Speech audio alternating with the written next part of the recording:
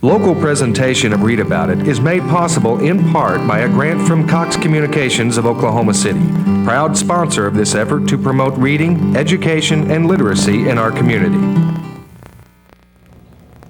Gorgeous but easy to make dresses will be the topic on Read About It tonight. Hi, I'm BJ Williams. With me is Ann Lacey. She's going to be talking about Ann Lacey's Easy Dress book.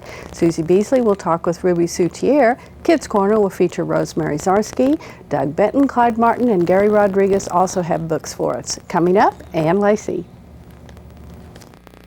The following public service program is brought to you by the Metropolitan Library System.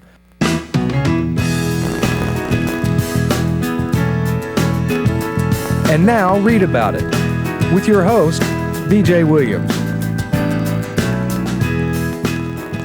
Ann Lacey has been a fashion devotee all of her life. She has modeled in fashion shows for club groups, and she has produced fashion shows for conventions, taught modeling classes at the YWCA.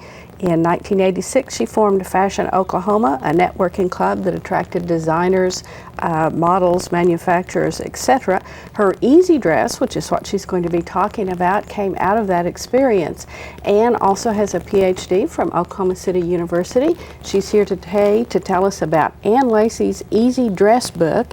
And actually, I think you should have named it Ann Lacey's absolutely gorgeous Easy Dress book because what you produce is really great. Well, it works great for an after 5, which is, you know, you don't make things you can buy at Walmart anymore because that's a waste of your time. But when you are dealing with something glamorous after 5 or whatnot, and you can buy 6 yards of fabric and make something that you can keep in your wardrobe for 30 years, it's a very good investment. Well, particularly when for most of us, we may need something like that, if we're lucky, twice in 1 year. And to go out and spend a lot of money and a lot of effort for something that we won't use again for a while is... So, well, and this creates so many looks that you don't realize you're wearing the same thing, because with the triangular scarf, you can create different looks, or with the rectangular scarf, and with the different fabrics. Mm-hmm. Now, you have all of that in your book. You talk about not only how to make the dress, but also how to wear it, which I think is very useful in showing the different ways that you can tie the dress, and then also to develop the styles with the different scarves. Right, and the success of the dress depends on the fabric selection. So we'll talk about that in a minute. But you take 2 measurements and make the pattern, and if you make it out of a Dusseau or something like this, then you can use it over and over and over again. And it's easy to adjust the size on it because it's just the length or the back. Mm-hmm. The front stays the same. Mm-hmm. So you can make it for any size person. And the book shows you how to take the measurement, how to make the pattern, and then this is what the dress looks like, where it has the seam down the back. So there's actually just, besides hemming it up, you have just one seam down the back. There's so one seam down the back, and it takes less than an hour to go around the edges with the rolled hem on the serger. Mm-hmm. So it's very simple to make, and it's foolproof to fit. And I did the book in the hopes that a girl making a garment for the first time, instead of having a failure, will have a success, and that will encourage her to go on and do things that are a little more complicated, or to make various things with this dress. She can add straps, or she can do a jacket or bolero or something for cover-up if she wants it covered. And for all of us, it gives us a wonderful excuse to go to the fabric store and, and find beautiful fabrics. I have to finger every piece of fabric when I'm in the store. Like I say, it depends on the fabric. You want to select one that is drapeable, very soft, and that will drape easily, and that will tie pretty, and that is the same or pretty nearly the same on both sides. This is a jacquard, which will work because the back isn't that much different. This is a crepe. This is a black crepe. This can look very sophisticated. There's a picture of the halter dress in the book with this. This is a daytime dress. It's a knee-length dress, or it can be short for a beach cover-up, And Well, as you mentioned in your book, you can put a jacket over it and wear it to the office. And I was Yes. thinking this would be a great thing for people that are working, but they end up going out on a date that evening. You know, if they have to work late at the office, they can yes, just for slip the knee jacket length one or the mini dress, if you want to go to, if the girls want to go to a bar, they can put on a mini dress and they're there. And the thing that now this is a special one, isn't it? No, that's two dresses. Okay. That's a black crepe with a white lace tied over it. And so there's a chapter in the book on mix and match and double up. So you can mix them and match them and have different looks just by having two of the dress ensembles. And the other thing that you mentioned in the book, and you have talked to me about earlier, has been how wonderful these are for travel. Oh yes, I took one on a trip around the world and wore it several times on the trip. They take up so little room because we pack them in just a Ziploc bag. It's the whole thing. It's the scarf and it's two scarves, the dress, and two string ties. If you don't have enough bust to hold it up, then you can tie the string through the knot and put it around your neck. Oh. Or you can, if you can't keep it together, you can tie a belt or a string around the waist where it overlaps, and that will keep you very modest. Go to that green one there just a minute that you had up a minute ago.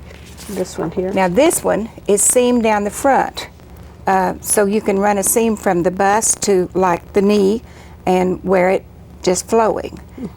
She has this one tied through a buckle around the neck.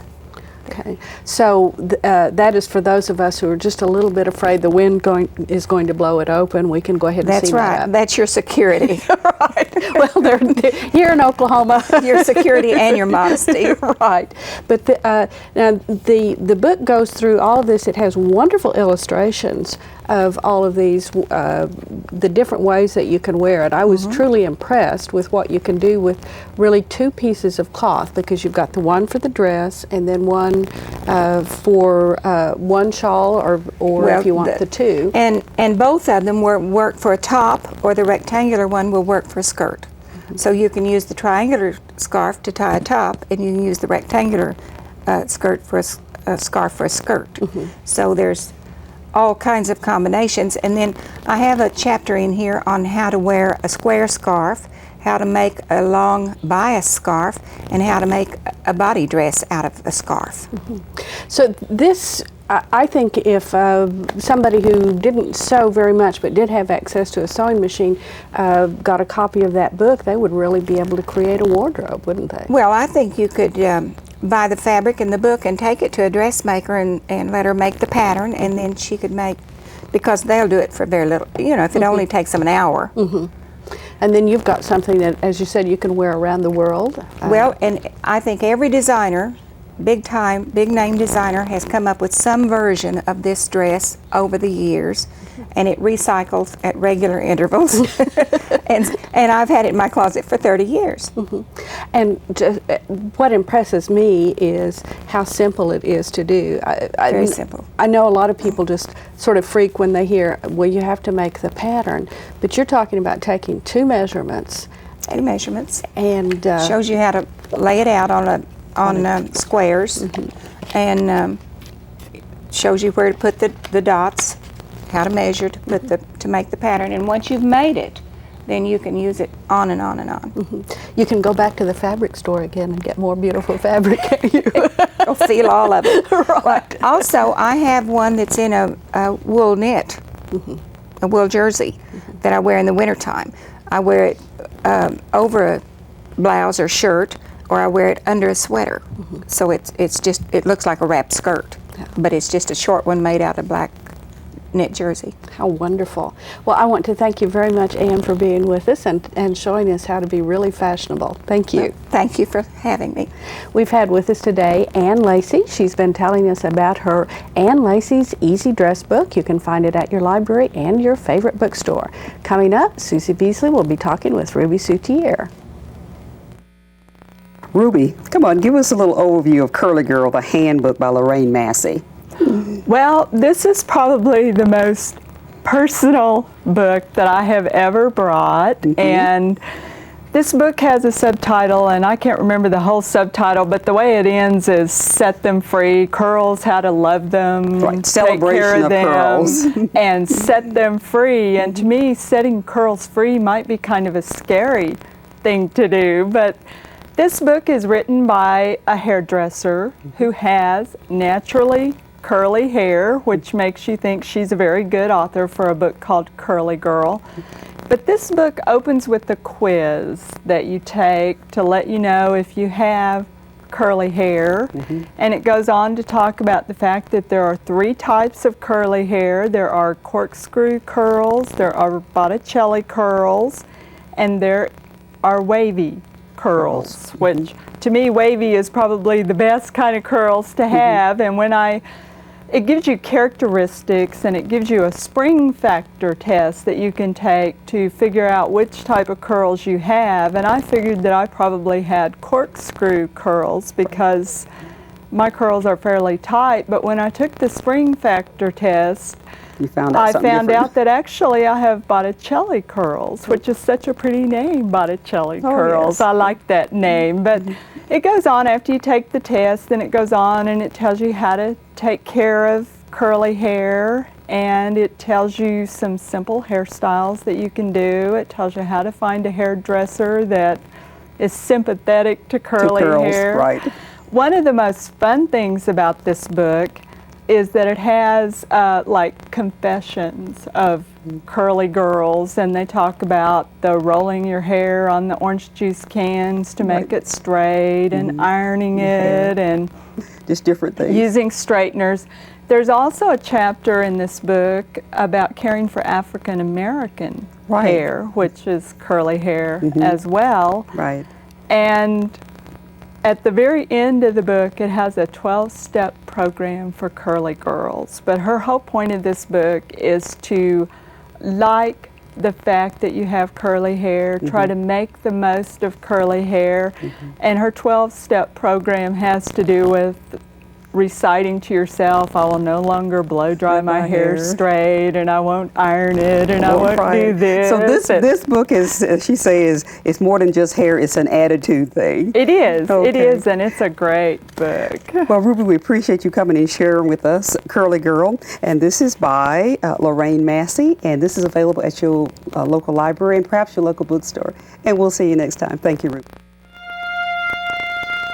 We are more than 300 strong. We are diverse from all walks of life. We are musicians. We are teachers. We are computer experts and business leaders, each with the same goal, to meet the information needs of the people of Oklahoma County.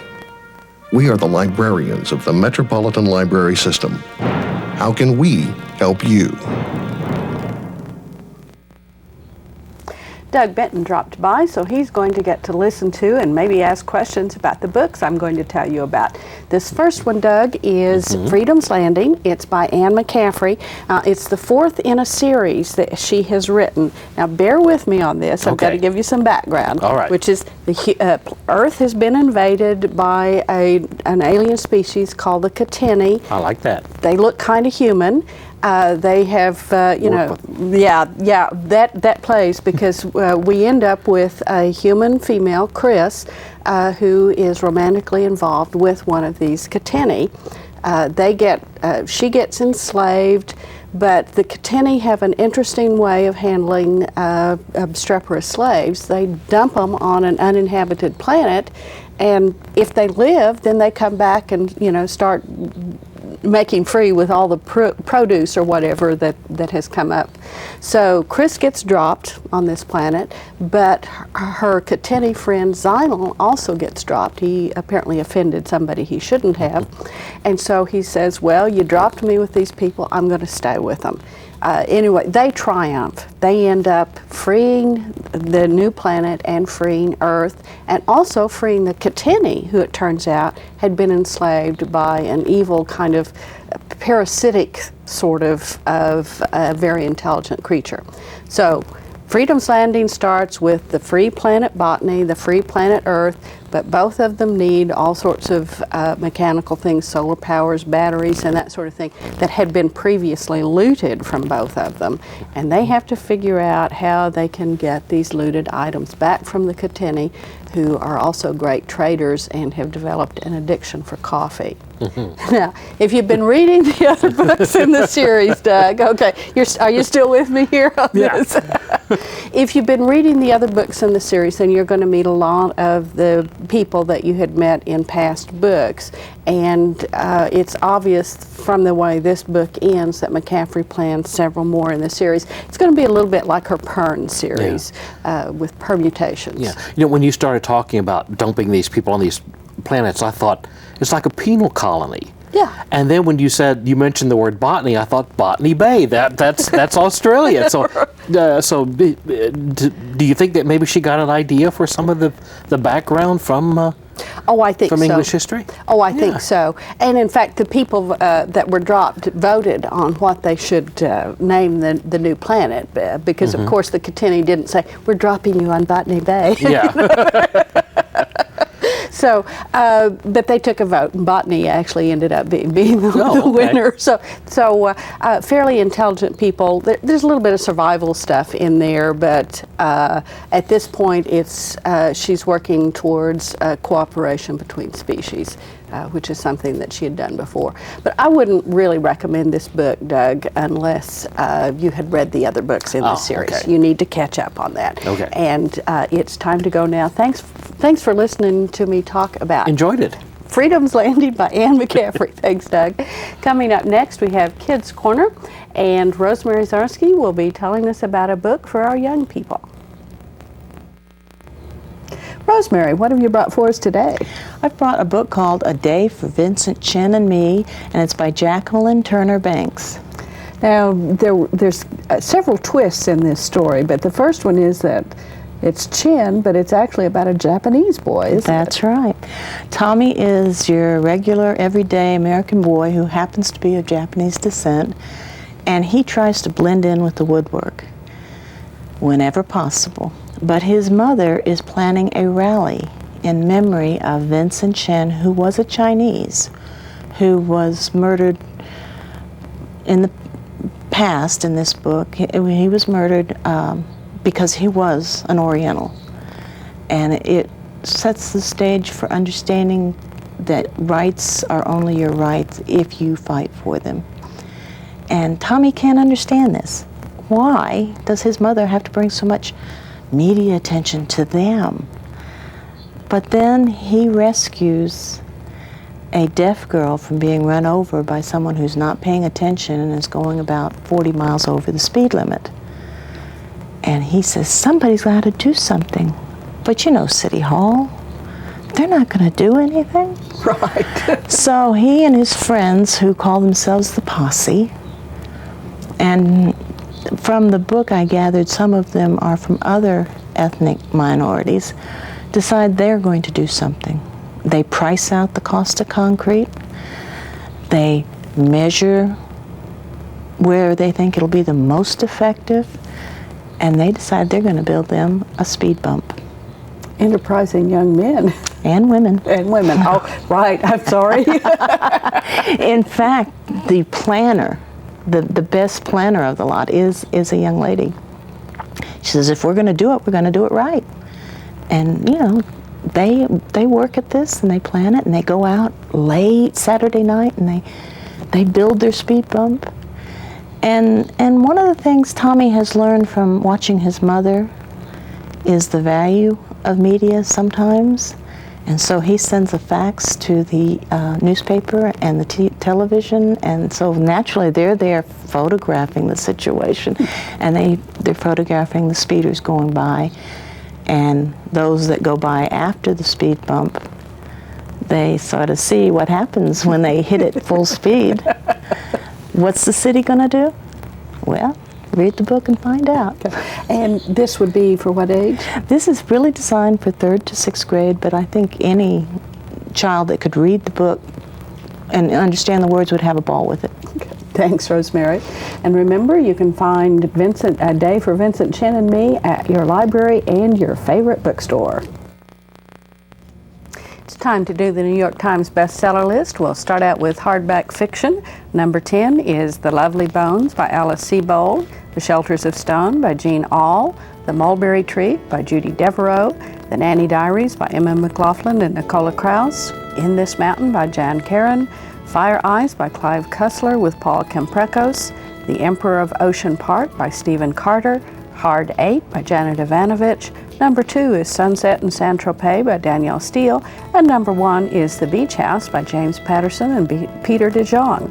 On the nonfiction list, number 10 is Lucky Man by Michael J. Fox, Master of the Senate by Robert Caro, Firehouse by David Halberstam, The Sexual Life of Catherine M. by Catherine Millay, A Mind at a Time by Mel Levine, The Right Words at the Right Time, edited by Marlo Thomas, John Adams by David McCullough, Stupid White Men by Michael Moore, number 2, You Cannot Be Serious by John McEnroe with James Kaplan, and number 1 is Ann Coulter's Slander.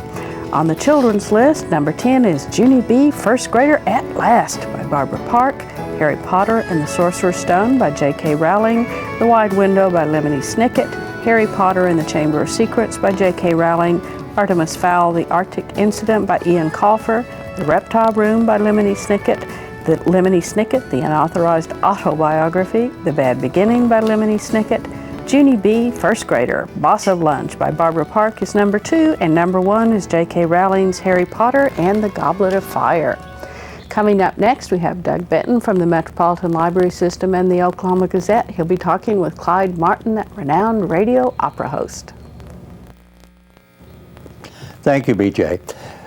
Doug, what is this book, The Immediate Experience? The Immediate Experience. It's a collection of essays by a critic named Robert Warshaw, who died in 1955. So he's been away from us for a long time.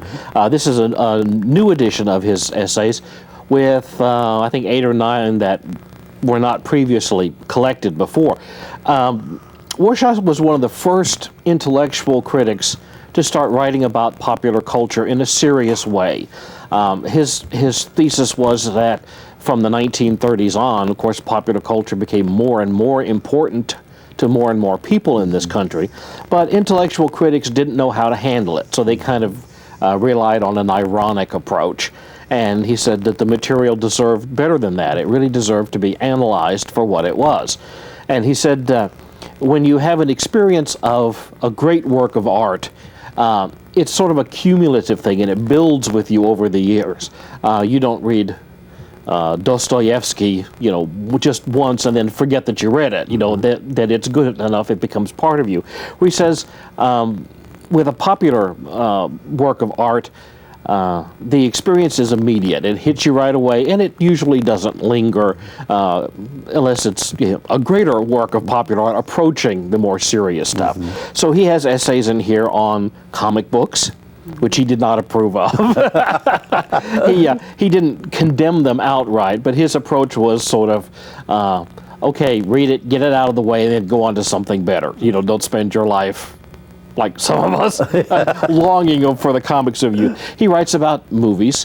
Probably his most famous essay is one called The Gangster as Tragic Hero, where he looks at the gangster films of the early 30s, the Cagneys and the Edward G. Robinsons and movies with actors like that, and sees the character as being sort of the flip side of the American dream. He was one of the first critics to write about them in that way. He also has one very brief essay on theater. He has an essay on Clifford Odets as the sort of Jewish middle-class poet of the American theater. So there's some really interesting stuff in here. If you're interested in popular culture and take it seriously. Well, good. Now, it gets into film and film. He's got a really nice essay on Chaplin. It's one of the better essays from those early days. It's kind of there weren't that many people writing seriously even about the best films in the 50s or in the 40s and into the 50s. There's some interesting stuff along there. It covers a period of history. It really does. Yes. So it's not only a collection of essays about the material, but it's an interesting look at what a really smart critic was writing a half a century ago about this material. Well, thank you very much, Doug. The immediate experience. If you spend 15 minutes a day reading to a child, you're doing more than reading. You're building a bond that lasts a lifetime. Hi, I'm Penny McCaleb, Chairman of your Metropolitan Library Commission, and I urge you to read to your children. Not only will they learn to love reading, they will also become better students. Our children's librarians will be happy to help you select just the right book. The next time your child hands you a book, take the time to read. You'll both be glad you did. Gary, what have you brought for us tonight? This is kind of an exciting book, I think. It's called The Black Devil Brigade, the true story of the 1st Special Services Force, an oral history, and it's by Joseph A. Springer. Okay, and now there was a movie made about this, wasn't there? Right. Which is probably the way most of us have heard about it. Yeah, this is the same group that they're talking about, where they mixed the Canadians and the Americans. And of course they painted the Americans as a bunch of thieves and murderers and people that drug out of the prisons, and the Canadians were all their elite troops. Well, that wasn't exactly true. Yeah, the Americans were a little rougher at times, but that's just the American soldier was a rougher. You know, the British would come in and look at our guys and say, whoa, you know. And there was also a class distinction between the non-commissioned officers and the enlisted people versus the regular officers. And that got broke down quite handily. The British, the Canadian guys appreciated it. They liked that. Some of the Canadian officers had a little problem with that to begin with. They trained in Helena, Montana, was where they originally started out the group, and they got these guys together. They were kind of like recruiting them. And these are oral histories, and it starts out the recruiting process, you know, talking about guys, how they were recruited, what they were doing, you know, various things. In the Canadians' cases, it was a lot of, well, heck, I'm looking for some adventure. Let's go see what this is all about. And the Americans, it was one of those, hey, I want to fight with the best. And that they literally got the best, you know, and they weeded them out pretty quick because they would run them up and down the mountains in Helena, Montana, and all this other stuff. And it was the townspeople just embraced them. And when the Helena was sunk, which is a battleship, I think it's a cruiser actually, got sunk, the men took up a very large collection of money, you know, because hey, you know, these people. Where do you spend it now? Yeah, well, and so they took up a collection of money. Well, the people of Helena put that money in a bank and kept it, because you know, it wasn't like they were going to really go buy, you know, pay for another cruiser, and you know, and on top of that, the history is you don't put another ship out with the same name that's been sunk in battle. That's considered a very bad thing to do. They did that, of course, with some of the carriers to confuse the Japanese, but that's another story. But anyhow, this is basically tells about their training, why they trained like they did, and it talked about something called the Johnny gun, which the Marine Corps had, and had bought a whole bunch of these, and nobody else had them. Well, they thought, hey, this would be great for our type of operation that we're getting ready to do, because they were going to be like a special services. Was a misnomer, you know. You know, everybody thought, oh, well, that means you guys did entertainment. Well, they weren't. They went out and they were sneaking around and kill people and parachute in and all this other stuff. I mean, they were very dirty tricks more than special forces. Yeah, they were definitely an elite force. They were, you know, well trained or better trained even than some of the Rangers and stuff. But anyhow, bottom line, they got guns because from the Marine Corps, because they had all these explosives. The C4 had just come out. Well, they had 25 tons of it, and the Marine Corps said, hey, we'll swap you some guns for this. So it's really a neat story. They fought in Anzio, and that's where they got their name, the Black Devils, from the Germans. Okay, and the author of the book? Is Joseph A. Springer. Thanks very much, Gary. And you can find this book at your library and your favorite bookstore.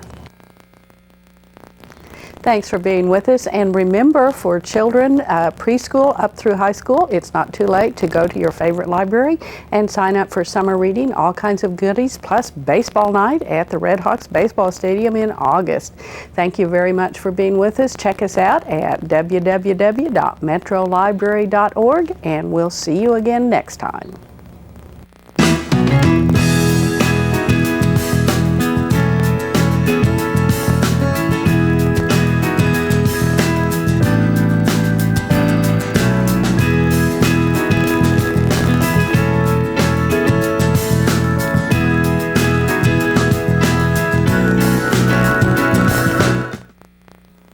Local presentation of Read About It is made possible in part by a grant from Cox Communications of Oklahoma City, proud sponsor of this effort to promote reading, education, and literacy in our community.